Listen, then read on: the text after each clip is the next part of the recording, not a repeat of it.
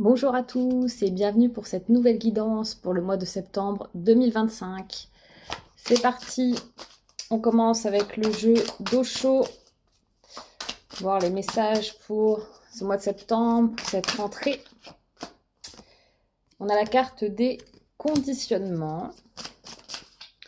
Donc la carte des conditionnements nous rappelle que on n'est pas tous voués à suivre le troupeau, que notre environnement peut parfois nous conditionner, mais qu'on n'est pas forcément... on rentre pas forcément dans les cases, et que il faut suivre aussi sa vraie nature. Bah, on a la carte de la politique ici, et la carte de la Renaissance. Waouh, hyper intéressant. Donc la carte de la politique, on a le masque, on a le serpent. C'est vraiment des personnes qui se... il y a vraiment cette notion de mensonge à eux-mêmes, aux autres. Ils donnent une autre image d'eux-mêmes.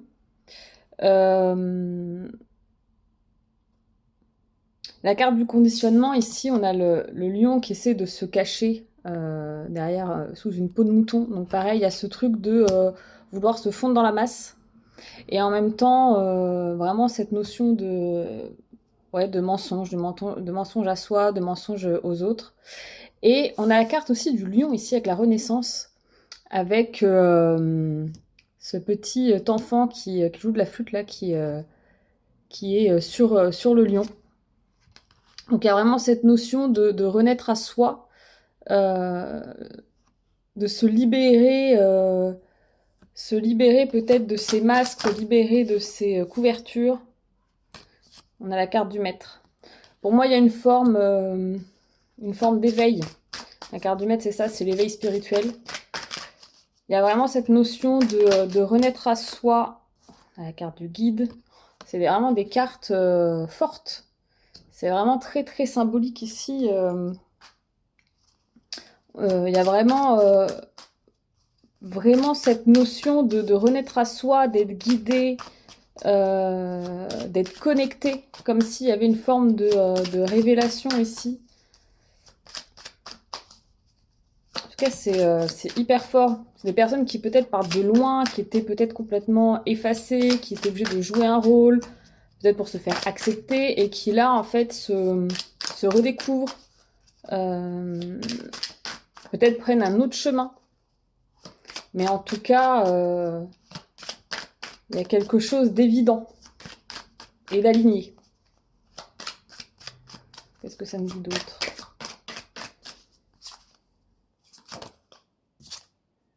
Bah voilà, la carte de l'éveil, on en parlait. Donc ouais, il y a vraiment cette ouverture, ce chemin qui est presque tracé. Il n'y a pas de doute.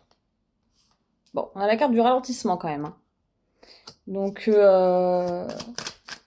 c'est peut-être... alors, soit il y a eu une phase un peu plus calme, ou c'est en ce moment, ou ça va arriver. Mais en tout cas, cette phase-là, en général, permet de voir plus clair. Quand on est toujours dans l'action, en général, on occulte parfois certaines choses, et c'est dans le rien, quand ça se calme, que les choses apparaissent. Alors, qu'est-ce qu'on a? On a l'isolation, la guérison, le lâcher-prise, tout qui arrive en même temps, l'intensité, l'instant présent et la transformation. Bon. Donc oui, il y a une forme de reconnexion à soi, on a cette notion de guérison, de lâcher prise, on lâche peut-être avec justement les conditionnements. On lâche avec peut-être des formes d'injonction, des choses qu'on s'imposait, pour faire comme tout le monde, parce que pour être accepté, pour aller dans le sens de ce qui est juste, ou en tout cas ce qu'on nous dit. Il faut faire ci, il faut faire ça. Dû en tout cas le socialement correct. Et finalement, on lâche avec certaines choses qu'on s'impose, qui nous ressemblent pas forcément, pour aller vers quelque chose de plus vrai. Et, et on vient guérir certaines parts de nous. Je pense qu'il y a, pareil, là, on parle aussi peut-être de l'enfant intérieur, des parts de nous, enfants, qui sont guéries. Des choses qui ont pu être mises de côté, et puis là, qui se réveillent, mais de manière beaucoup plus sereine. On est plus connecté à l'instant présent, et dans le ralentissement, il y a une forme d'intensité. C'est-à-dire que on ralentit sur certains plans, mais ça ne veut pas dire qu'il ne se passe plus rien. Il va se passer beaucoup de choses, mais sur un autre plan. Notamment pour moi sur le plan spirituel. Il va se passer beaucoup de choses, ça va être très intense. Beaucoup de messages, beaucoup d'informations qui arrivent. On a quand même la carte du maître, du guide et de l'éveil. Bon, on a quand même pas mal de... Sur le plan spirituel, je pense que ça va quand même être assez intense. On a la carte de l'intensité. C'est peut-être sur le plan du quotidien où ça va peut-être ralentir un peu, où on va avoir ce besoin de ralentir. Se dire, ok, là, il faut que je prenne le temps de me recentrer, d'être plus dans l'instant, de moins peut-être se projeter. Et il y a une vraie transformation qui s'opère. Eh ben, c'est plutôt cool. Alors, en numérologie, le mois de septembre, on est là donc sur le chiffre 9. Et sur l'année 2025, donc là, on est vraiment sur un mois 9. Donc ça veut dire une fin de cycle aussi. Hein. Il y a peut-être des choses qui se clôturent pendant ce mois de septembre. On a la carte de l'existence, donc qui va pour moi avec cette notion de lâcher prise et d'instant présent. Donc vraiment être là, être vraiment dans le flot du moment. Et on a la carte de l'ajournement. Donc peut-être que y avait des choses qu'on voyait d'un... Elle est intéressante cette carte. Cette personne qui est en noir et blanc, qui regarde à travers une fenêtre, mais il n'y a que la moitié qui est éclairée. Comme si en fait il ne pouvait voir qu'une partie du paysage. Et là, je pense que du coup, on va voir... Il y avait peut-être des choses qui étaient mises de côté, vers lesquelles on n'osait pas forcément aller parce que on se disait bah ouais mais non, enfin il y avait des freins, une forme de résistance, de frein liés justement peut-être au conditionnement qui faisait que on n'allait pas forcément vers ce qui nous semblait bon pour nous, mais encore une fois peut-être pas correct socialement ou en tout cas pas comme on nous l'a inculqué. Et là, pour moi il y a des barrières qui sautent. Il y a vraiment cette notion d'aller de voir clair. Est-ce qu'on a autre chose avec Osho? Sinon, on va passer sur l'autre jeu. Osho est toujours... c'est vraiment... Ce jeu est très, très, très bavard. En tout cas, avec moi, toujours beaucoup de choses à dire. Ah, carte qui s'est retournée. Ouais, la carte du rêve, bah, ça va un peu avec la carte de l'ajournement, cette notion de projection, d'idéalisation. Il y avait des choses auxquelles on pensait, à laquelle on pouvait se projeter, mais ça restait à l'état presque d'illusion ou à l'état de pensée, à l'état de rêve.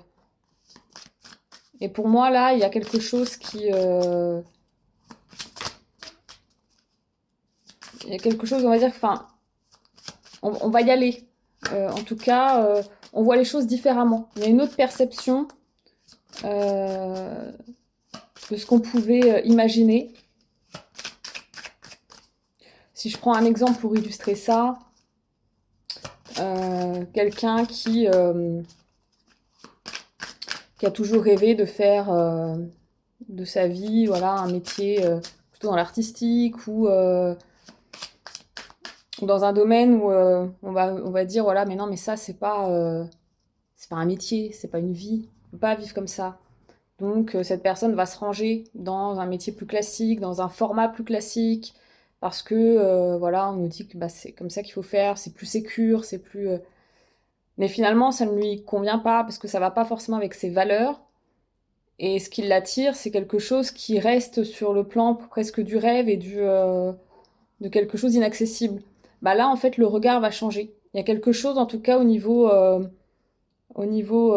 spirituel, au niveau du cœur, qui va bouger. Il y a des choses qui vont s'aligner dans le sens où, bah, en fait, finalement, si je suis alignée avec ça et je peux aller vers ce chemin.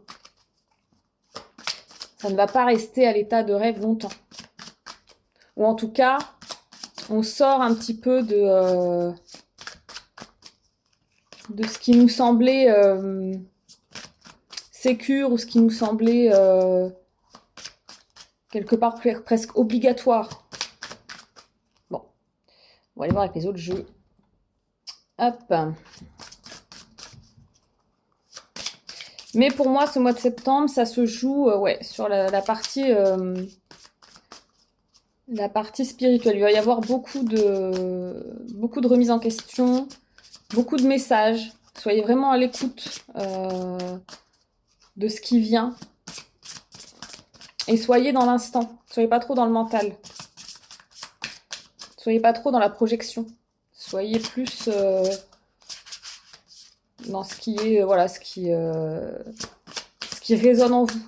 Souvent, je parle des messages du corps.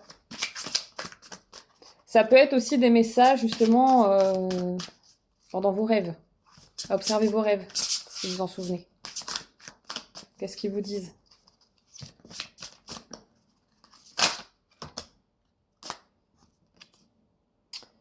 On a la carte du corps physique. Bon.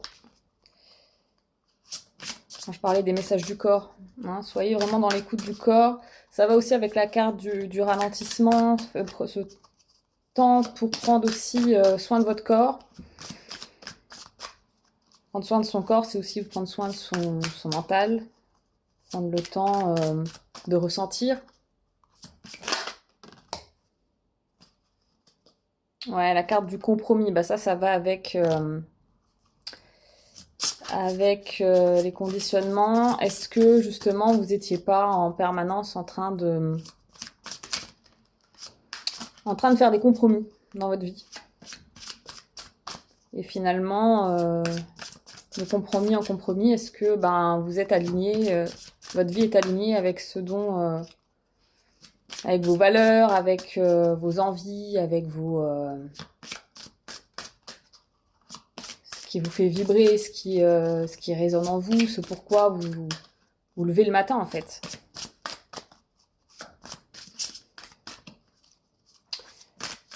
Bon, ces jeux-là sont toujours moins bavards. On va aller voir avec le dernier jeu. Les couleurs de l'âme. On va voir les chakras concernés. Bon, le coronal, à mon avis, oui. Et le troisième œil aussi. Hop.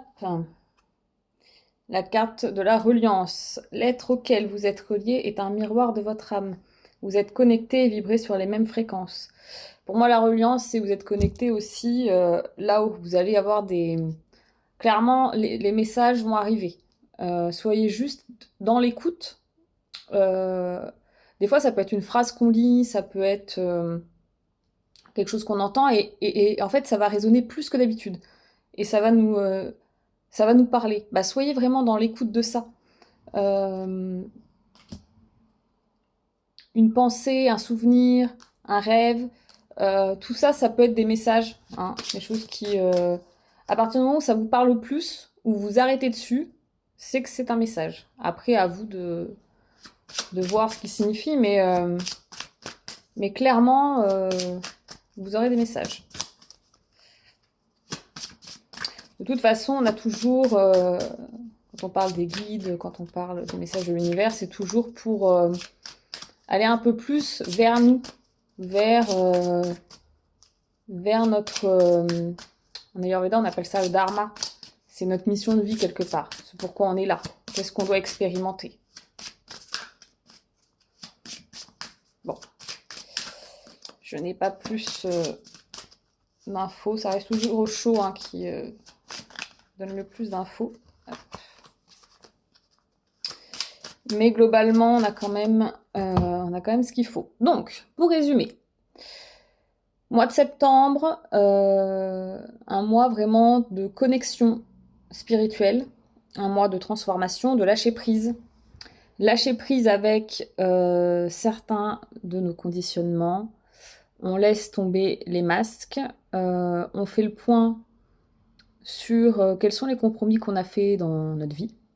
Est-ce que notre vie nous correspond? Est-ce que en termes de valeur, en termes de rythme, en termes de, j'allais dire de format, c'est pas le bon mot, mais est-ce que voilà, en termes professionnels, personnels, est-ce que voilà, dans le quotidien, on est OK avec la manière, notre manière de vivre, notre manière de travailler, notre manière de fonctionner.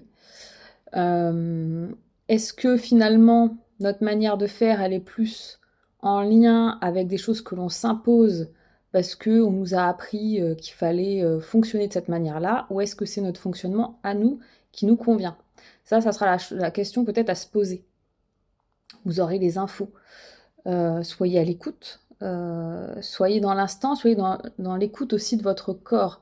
Le corps donne toujours des informations. De toute façon, quand on n'écoute pas, le corps va somatiser des douleurs, des problématiques sur différentes zones, et ces zones-là ont des symboliques. Vous avez un livre qui s'appelle le grand dictionnaire des malaises et des maladies de Jacques Martel, qui est hyper intéressant, qui regroupe toutes les zones du corps avec leurs symboliques. Physique et émotionnelle. Donc du coup, ça peut être intéressant d'aller lire, voilà, j'ai mal à tel endroit, ou j'ai telle problématique sur telle zone, ok, qu'est-ce que ça peut raconter? Et ça donne beaucoup d'informations sur l'inconscient, en fait, les messages de l'inconscient. Donc on est sur un mois de transformation. Ça risque d'être quand même assez intense, bien qu'on nous invite au ralentissement.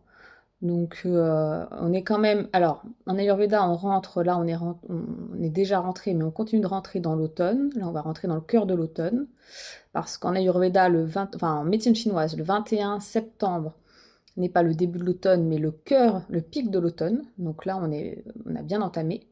Donc c'est une saison où on commence à ralentir. Bien qu'on soit, nous, notre calendrier, en pleine rentrée, on court de partout. Donc voilà, adaptez votre énergie par rapport à ce mois-là. Il y a peut-être des choses qui se clôturent. Alors du coup, là, parce qu'en numérologie, donc on est sur le chiffre 9, fin de cycle, c'est peut-être des choses que vous lâchez, tout simplement. Par exemple, une croyance que vous lâchez, bah voilà, elle a fini son cycle. Ça n'est pas forcément des grosses choses, hein, mais voilà, il y a peut-être des choses que vous allez laisser de côté pendant ce mois. Et puis voilà. Et il y a une notion de guérison aussi. Guérison et renaissance. Donc voilà, on lâche certaines charges pour guérir certaines parties de nous aussi. Donc voilà, bonne observation de tout ça. Écoutez bien vos messages, écoutez bien votre corps. Donc la rentrée yoga, on reprend mardi. Il reste de la place sur les cours de mardi et de mercredi à 18h30 pour le cours de yoga dynamique. Dynamique, mais doux à la fois. D'accord, hein, on n'est pas sur... c'est du Hatha Vinyasa, donc on mélange les deux styles, mais ça reste toujours quelque chose d'assez doux, quoi qu'il arrive. Donc si vous êtes intéressé, contactez-moi soit en DM, soit sur WhatsApp, et puis je vous donnerai toutes les infos. Voilà, je vous souhaite une bonne rentrée, un bon mois de septembre, et on se retrouve début octobre. À bientôt!